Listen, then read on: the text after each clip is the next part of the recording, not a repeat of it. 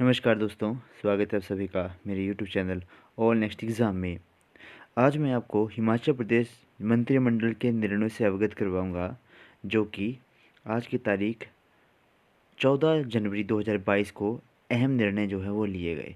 विद्यार्थियों के लिए खासकर जो भी हमारे एचपीएससी या कहीं किसी हम पेपर बोर्ड की तैयारी कर रहे थे, उनके लिए एक बहुत ही विशेष सूचना, जो उनके मतलब जीवन पे काफ़ी ज़्यादा असर डाल सकते हैं। जो भी तैयारी वगैरह कर रहे हैं ना, उनको काफ़ी ज़्यादा इन्फ्लुएंस कर सकती हैं चीज़ें, वो मैं आपको इसमें बताऊंगा। ठीक है, तो चलिए देखते हैं एक एक करके। सबसे पहले तो था कि मुख्यमंत्री जयराम ठाकुर की अध्यक्षता में आज यहाँ आयोजित मंत्रिमंडल की बैठक में जो हमारा स्वर्ण ऊर्जा नीति 2022 को स्वीकृति प्रदान की गई। ठीक है, इस नीति के अंतर्गत क्या होगा कि जो स्वच्छ एवं हरित विकास ऊर्जा विकास की परिकल्पना की गई है, और विशेष तौर पर पन विद्युत यानी कि पानी से बिजली उत्पन्न की जाएगी, सौर बिजली से उत्पन्न की जाएगी। हरित ऊर्जा स्रोतों को तीव्र दोहन से 2030 तक 10,000 मेगावाट अतिरिक्त ऊर्जा उत्पादन किया जाएगा। डायरेक्ट क्वेश्चन बनेगा कि 2030 का हिमाचल का लक्ष्य कितना है, तो वो है हमारा 10,000 मेगावाट। ठीक है, इसमें उन्होंने बताया कि इस नीति में हरित ऊर्जा स्रोतों के तीव्र विकास के लिए 4 सूत्रीय परियोजना के अंतर्गत राज्य, संयुक्त, केंद्रीय और निजी क्षेत्र की भागीदारी सुनिश्चित की जाएगी। सेंटर भी होगा, स्टेट भी होगा, और कोई जो बाहर से हमारी सहायता करना चाहते तो उनको भी इसमें हिस्सेदारी दी जाएगी। इस नीति का उद्देश्य राज्य में पर्याप्त और प्रभावशाली परियोजना यानी कि ट्रांसमिशन नेटवर्क स्थापित करने के लिए ट्रांसमिशन मास्टर प्लान तैयार किया जाएगा। इससे जल और सौर ऊर्जा परियोजनाओं की योजनाओं और संबंधबद्ध कार्यान्वयन में सुविधा उपलब्ध हो सकेगी। इस नीति में नवीनीकरण ऊर्जा स्रोतों जैसे सौर, पवन, बायोमास और गैर पारंपरिक ऊर्जा स्रोतों के दोहन पर विशेष बल दिया जाएगा। यानी कि कुल मिला के बात यह है कि 10,000 मेगावाट जो है वो प्रोडक्शन होकर आएंगे ये, और वो भी हमारे नेचुरल रिसोर्सेज से। ख़त्म।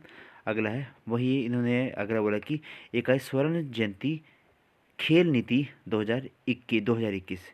जैसा कि आपको पता है कि 50 साल अभी पूरे किए थे हमारे हिमाचल प्रदेश ने, तो उसी में आपको जैसे यहाँ पे स्वर्ण जयंती ऊर्जा नीति 2021 थी, और यहाँ पे स्वर्ण जयंती खेल नीति। इसमें वही है कि जो हमारे जो ग्राउंड्स वगैरह हैं, अभी प्लेयरों को अच्छी फैसिलिटी प्रोवाइड करवाई जाएगी, और जो भी अंतर्राष्ट्रीय या राष्ट्रीय स्तर पर खिलाड़ी जो अच्छा प्रदर्शन करेंगे, तो उनको जो हो प्रोत्साहन के तौर पर कुछ राशि भी दी जाएगी। ठीक है, अगला है सबसे मेन और इम्पोर्टेंट बात, इस बात को तो मैं हाईलाइट करना चाहूँगा। ठीक है, कि मंत्रिमंडल ने तृतीय जो भी हमारी क्लास 3 की हमारी कक्षाएँ होती हैं, हमारी परीक्षाएँ होती हैं, उसमें आपको पता है कि 85 मार्क्स का आपको पेपर आता है आपको। ठीक है, 85 मार्क्स का आपको कोई पेपर आएगा, तो उसमें से अब ये बोल रहे हैं कि आपको 100 मार्क्स का पेपर कर दिया जाएगा। जो 15 मार्क्स आपके किसके होते थे, डॉक्यूमेंट वेरिफिकेशन के, उनको ये ख़त्म कर देंगे, ताकि जो हो पारदर्शिता बनी जाए। वरना कुछ लोगों की कंप्लेंट होती थी कि हमारा जो है वो जैसे बैकवर्ड पंचायत के नंबर मिलते थे या समथिंग समथिंग नंबर मिलते थे, तो अब जो है वो सबको एक लाइन पे जो है खड़ा कर दिया इन्होंने कि आपको जो है वो सिर्फ अब आपको आपकी जो परीक्षा में आप अंक प्राप्त करेंगे, उसी के बेस पे आपको जो है वो क्या नंबर दिए जाएंगे। वरना वो 15 नंबर जो थे वो डॉक्यूमेंट वेरिफिकेशन के थे। 15 नंबर में से 3 या 4 या 5 नंबर ही मैक्सिमम जो है वो बच्चे जो है वो ले पाते थे। ठीक है, चलिए ये काफ़ी बहुत बहुत मतलब बड़ा निर्णय है। जो भी बच्चे तैयारी कर रहे हो वो इस लाइन को समझ पाएंगे कि ये क्या डिसीजन था इनका। ओके, चलिए नेक्स्ट देखते हैं कि मंत्रिमंडल ने कोरोना महामारी के दृष्टिगत ट्रांसपोर्टर्स को राहत प्रदान करते हुए विभिन्न श्रेणियों के वाहनों में token tax, special road tax वगैरह उनकी जो इन्होंने काफ़ी हद तक जो है छोड़ दी है। ठीक है, इन्होंने बताया कि बसों में बकाया 50% टोकन टैक्स को माफ़ करने, और कॉन्ट्रैक्ट कैरेज बसों का 100% टोकन टैक्स जो हो इसमें जो हो माफ़ करने का निर्णय लिया गया है हमारे किसमें जो भी बैठक हुई। मंत्रिमंडल ने 1 जुलाई 2021 से 30 नवंबर 2021 की अवधि के लिए यात्री वाहनों जो भी कॉन्ट्रैक्ट कैरेज थे और संस्थागत बसों को 100% टोकन टैक्स और यात्री वाहन के SRT को माफ़ करने का निर्णय लिया। ओके, मतलब मैक्सिमम जो है टैक्स जो है इनमें माफ़ किया गया, 100% भी माफ़ किया गया। अगला आया इन्होंने कि मंत्रिमंडल में मंडी जिला के धर्मपुर में लोक निर्माण विभाग का नया वृत्त खोलने और इसके लिए आवश्यक पदों को सृजन और भर्ती को भी स्वीकृति दी गई। यानी कि धर्मपुर में, मंडी के धर्मपुर में लोक निर्माण विभाग का नया कार्यालय यहाँ पे खोला जाएगा, वहाँ पे नियुक्तियाँ भी करी जाएंगी। अगला है, मंत्रिमंडल ने कांगड़ा जिले के शाहपुर में लोक निर्माण विभाग का नया मंडल और दांडनी में उप मंडल खोलने और इन कार्यालयों को सुचारू संचालन के लिए आवश्यक पदों के सृजन और भर्ती की स्वीकृति प्रदान करी। ओके, नेक्स्ट है, मंत्रिमंडल राज्य कर एवं आबकारी विभाग में पुनर्गठन को अनुमति प्रदान की।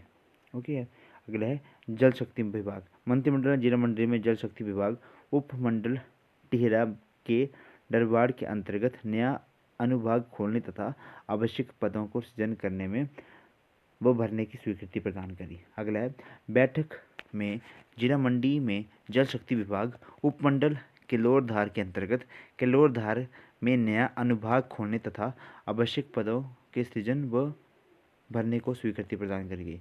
मंत्रिमंडल ने राजस्व विभाग में विभिन्न श्रेणियों के 108 पदों को अनुबंध आधार पर भरने की यहाँ पे मंजूरी दी। नेक्स्ट है कि बैठक ने उद्योग विभाग में रेशम निरीक्षक के 42 पदों को अनुबंध आधार पर भरने का निर्णय लिया गया। यानी कि वैकेंसी आपको काफ़ी ज़्यादा आने वाली है। ये चुनाव भी हम अभी आपको पता है, ये इलेक्शन होने वाले, तो इलेक्शन से पहले मोटा बटारा खोल दिया है हमारी जयराम सरकार ने। बैठक में मुद्रण एवं लेखन सामग्री विभाग विभिन्न श्रेणी में 13 पद भरने की यहाँ पे निर्णय लिया गया। राजस्व विभाग में अनुबंध पर सांख्यिकी सहायक के 3 पद भरने की यहाँ पे क्या करी गई, निर्णय लिया गया।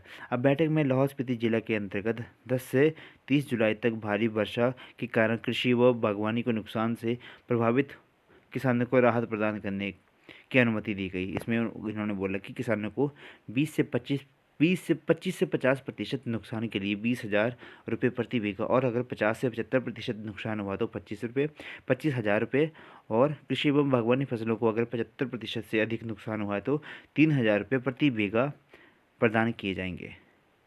और अगर बाढ़, भूस्खलन या हिमस्खलन से के कारण भूमि को नुकसान हुआ हो तो 3,000 रुपये प्रति बीघा, और कृषि व बागवानी भूमि से गाद निकालने के लिए 1,000 रुपये प्रति बीघा प्रदान किया जाएगा। अगला है, मंत्रिमंडल के समक्ष प्रदेश में कोविड-19 की स्थिति और कोविड-19 महामारी को नियंत्रण करने की तैयारियां जो हो इसमें प्रस्तुत की गई। मंत्रिमंडल ने आज आमजन की सुविधा के लिए स्वीकृत मापदंडों को छूट देते हुए न्यू शिमला में सेक्टर 6 में लायंस क्लब और हाउसिंग ब्लॉक 46 के मध्य प्राथमिक स्वास्थ्य केंद्र भवन के निर्माण की स्वीकृति दी गई। मंत्रिमंडल में जिला कुल्लू के चमारला गांव का नाम बदलकर धाराबाग और जिला हमीरपुर के चमारकड़ का नाम धनेड़ वन और जिला शिमला के बंदूर का नाम विक्तादी करने को मंजूरी दी गई। ये भी काफ़ी अच्छा इसमें निर्णय था। तो ये थे कुछ हमारे जो भी आज इन्होंने निर्णय लिए गए। बाकी कुछ मैं आपको बताता हूँ और क्या क्या थे। तो जो आज मंत्रिमंडल ने जो निर्णय लिए उसमें ये मैंने आपको विस्तार से जो है वो आपको मेन बातें जो बता दी गई। जो भी इसमें विद्यार्थियों को जो चीज़ जो है वो इन्फ्लुएंस करेगी वो उसमें तो वही था कि जो मूल्यांकन में 15 अंकों को मूल्यांकन प्रक्रिया समाप्त कर परीक्षा में प्राप्त अंकों के महत्व को बढ़ोतरी कर से 85 से कोई 100 तक लेके चले गए। अब आप उनको 85 नंबर का पेपर नहीं होगा, अब उनको 100 नंबर का पेपर होगा। ओके, ताकि टोटली ट्रांसपेरेंसी जो बनी रहे। तो ये थी आज की हमारी जो भी सुर्खियाँ या फिर जो भी मंत्रिमंडल के निर्णय लिए गए। अपने दोस्तों के साथ, अपने बुजुर्गों के साथ, अपने परिवारजनों के साथ इसको वीडियो को जरूर शेयर करें। This is all for today. Thank you and have a nice day.